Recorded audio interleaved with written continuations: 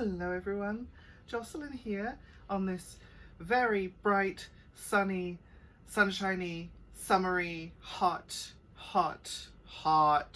day. We are currently experiencing temperatures of around about 29-30 degrees, so hot. What I would like to talk about today is not the weather, fortunately. I have a couple of videos with an alphabet theme. Bear with me, this is more interesting than it sounds. So for the first video, I want to talk about a book that I found while I was packing for my move that happened about 6 months ago now. Yes, I still intend on making a video about the whole moving and eviction process, but no, I'm not emotionally ready for that yet. So instead, we're going to talk about this. This book is very, very special, and I'll show you why. It's a children's dictionary. This book is very special though, for a few reasons. First of all, as you can see, it's very worn and old and very well loved, which is, you know, I think what books are made for. The second thing I want to mention is that, oh gosh, look, it's falling apart. As you can see, I very much loved this book when I was a child, and you can actually tell when it was made because here, copyright 1986, compiled by Hilda Young. Hilda Young has a lot to answer for, as we'll see.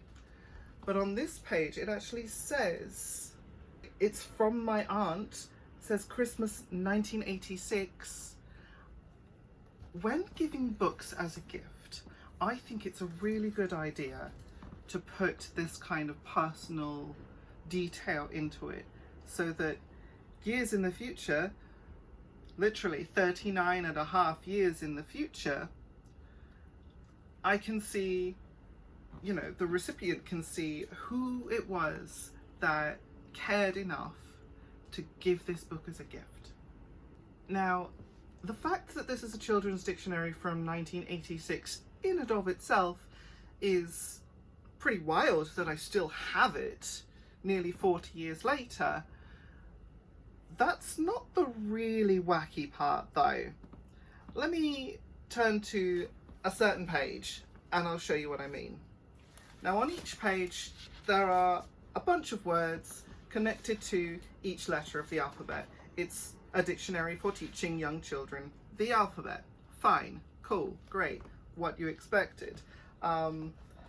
This is the page for X.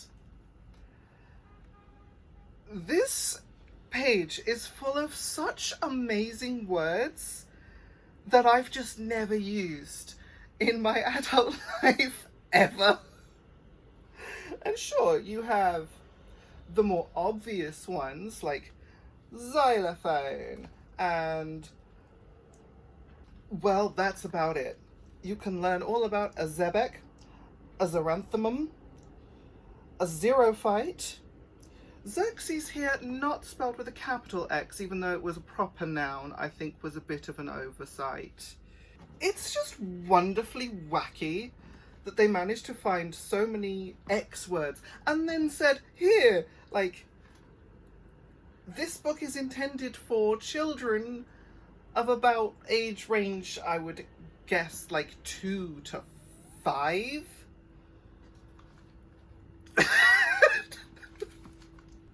And I do think that that page is wonderful.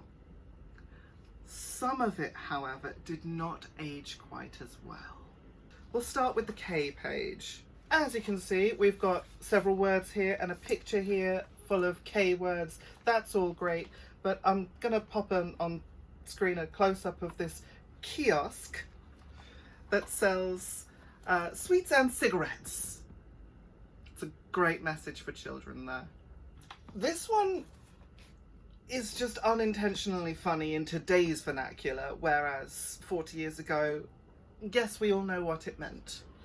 Some of these entries are factually incorrect. Like here, this right here, again I'll show you on screen a bit larger. Yeah, that's right. And vegetable. Cauliflower is nobody's favourite vegetable. That is just factually incorrect. Oh yeah, and Vikings did not actually wear horned helmets. That's a complete myth. The helmets did not have horns, as we know now. Now, can you answer this question for the W page? Do you know who lives in this wigwam? That's right, it's the outdated offensive term. In a similar vein, here is another outdated offensive term for an indigenous people. Yeah, I told you this didn't age well, right? And of course, we're talking a span of roughly 40 years here. So much has changed since then. It's wild. But can you guess which page has the worst word on it? I'll give you a few minutes. Type it in the comments if you like. No, it's not that letter. It is, in fact, G. Mega yikes. And this is what I was taught as a child, as a very young child who loved this book, that was okay. And it really shows you how much society has progressed since then.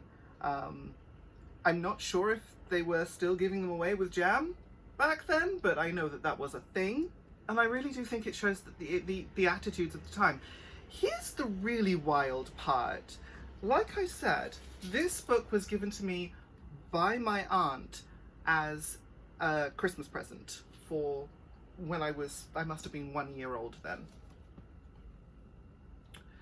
This is my aunt, who is my mother's sister. Here's something I've never mentioned before because it's never been relevant before. I'm from a transracial family. The word transracial means when someone is adopted into a family of a different race than they are. So my mum and my sisters had another sister who was my other aunt, who was adopted, who was also black. And my mum used to have one of those toys. No, I'm not going to say the word out loud for YouTube to crucify me. The fact that my mum and her sisters grew up together and were very much not racist at all, but still found that acceptable, is wacky by today's standards. So anyway, I just wanted to share that with you as one of those almost time capsule finds from the past. It's a piece of my history, it's a piece of my past. This book was a present to me, and very much I did love this book, and you know, kind of love it even more now that I can turn it into content. But it does show you just how much times have changed. And all because children need to learn the alphabet. Anyway, until next time, do take care and see if you can find any random artifacts from your past that show you just how much society has progressed. You will be blown away, I'm sure. Non-binary is valid, goddammit. Bye.